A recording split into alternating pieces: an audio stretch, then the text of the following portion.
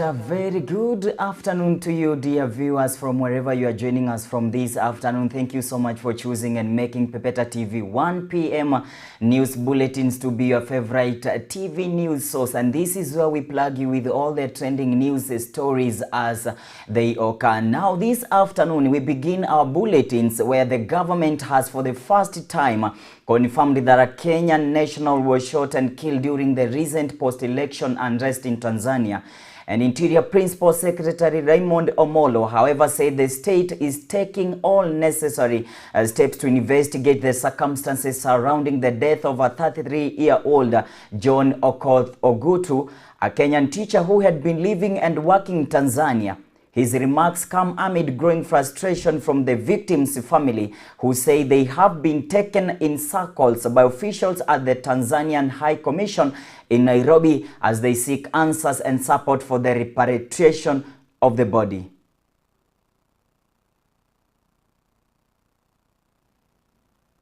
Tumewasilisha mabarua zake kwa government, bado hatujapata suluhisho yoyote. Wenye tulikuwa tuna communicate nao pia kutoka huko, sasa communication imekatika kabisa. Tangu nilete barua Monday kwa ofisi ya High Commissioner ya TZ, mpaka sasa hii walituchukua namba yangu, mpaka sasa hii hakuna nini yote wamewasa tupigia watujulishe kuhusu maneno ya TZ kama mwili imepatikana ama bado.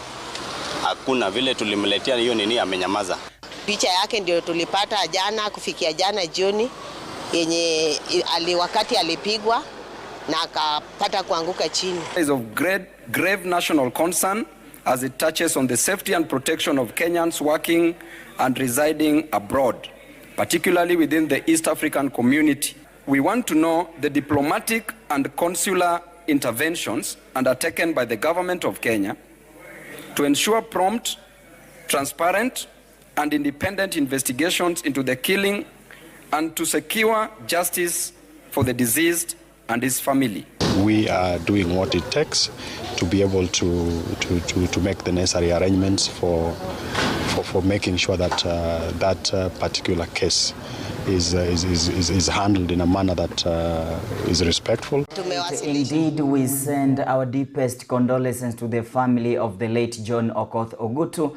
May his soul rest in peace. And to our follow-up story, 6 more suspects have been arrested over alleged Kenyan Certificate of Secondary School Education examination malpractice, bringing the total number of culprits in 4 days to 45. The suspects apprehended include students, invigilators, center managers, and supervisors, with the Minister of Education warning dire consequences for anyone implicated in exam cheating. We will not allow any attempt to sabotage the future of our children or the global reputation of our national certification system. Where criminal action will be taken against these individuals, whether it's a teacher or somebody from the ministry, we'll be deregistering those teachers even after criminal process has been taken against them. The people who are involved from the education sector will never be allowed to work again in the education sector, and both their lives and the lives of the children that they've destroyed will have been affected.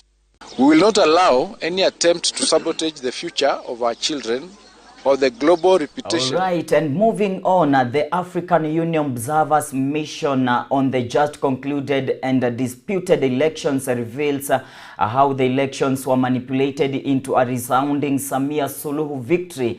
And the observers report indicates cases of ballot stuffing, internet blackout, abductions compromised the integrity of the elections. And the video that you can be able to see from right now, it's where the African Union Observers Mission on the just concluded and disputed elections reveals how the elections were manipulated into a resounding Samia Suluhu victory. And the observers report indicates cases of ballot stuffing, internet blackouts, abductions compromised the integrity of the elections in Tanzania.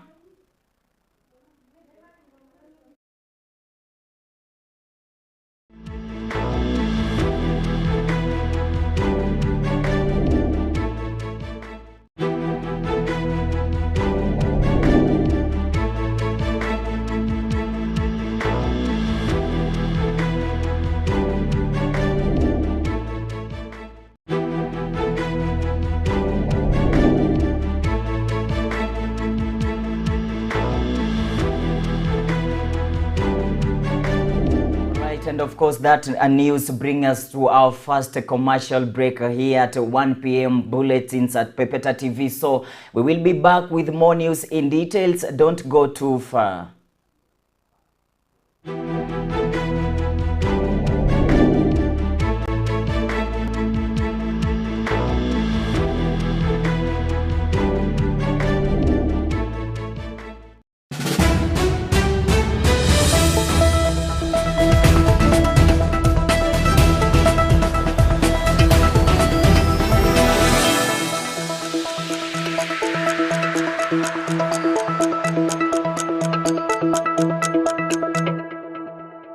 Je, una malalamishi au mapendekezo kuhusiana na vipindi vyetu?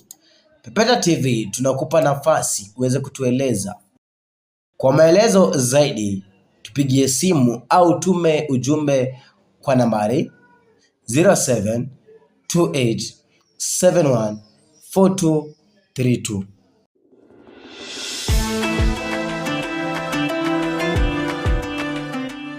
Karibu mpenzi mtazamaji, bila shaka unakutana na Daktari Ngoso, mtaalamu.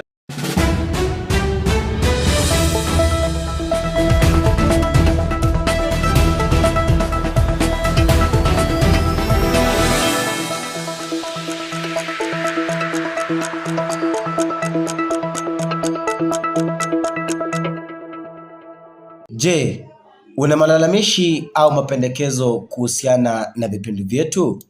Pepeta TV tunakupa nafasi uweze kutueleza.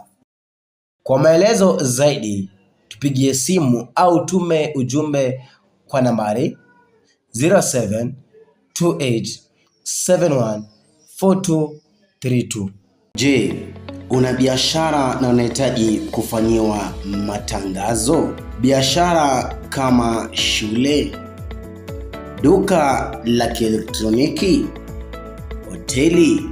Right, and welcome back from that short commercial break, and moving on to our next news bulletins this afternoon is Wiper Party leader Kalonzo Musyoka yesterday visited the grave of the late Raila Odinga at Kango, Kajaramogi, Siaya County, where he urged the people of Bondo and the Odinga family to allow all Kenyans, regardless of tribe or political affiliation, to pay their final respects to the late Raila Odinga.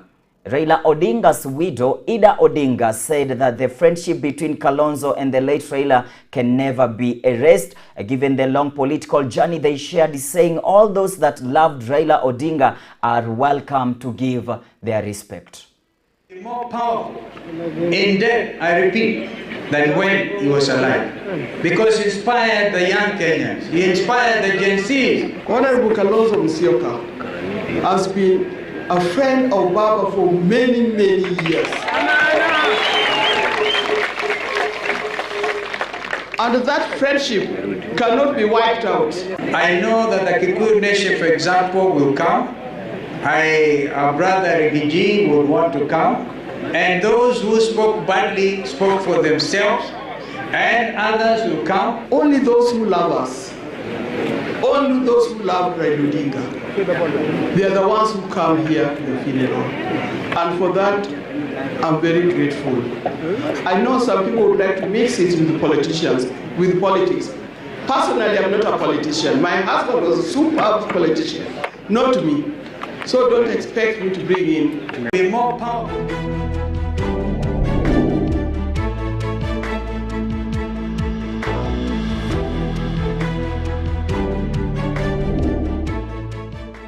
Right, and now a civil society group, the Independent Medical Legal Unit, has released a new report showing a worrying trend in the number of Kenyans who have died while in police custody.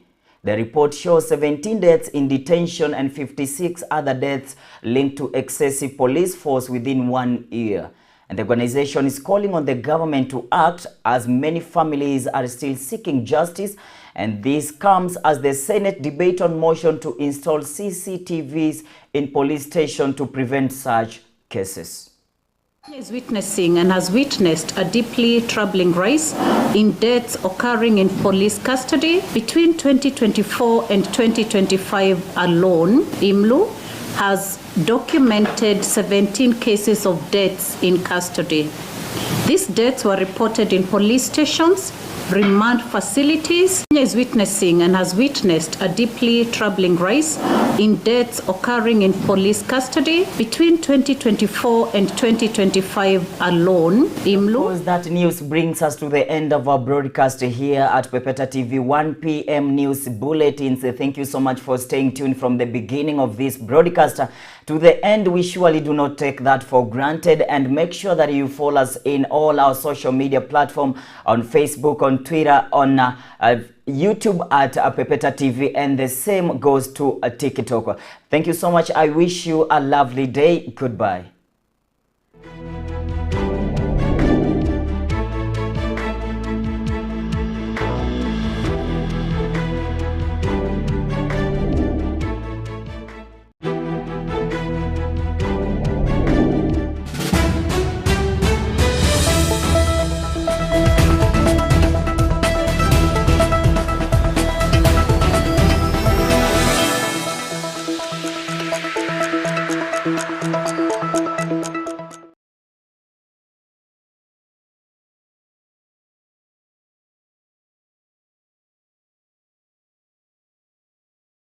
Je, una malalamishi au mapendekezo kuhusiana na vipindi vyetu?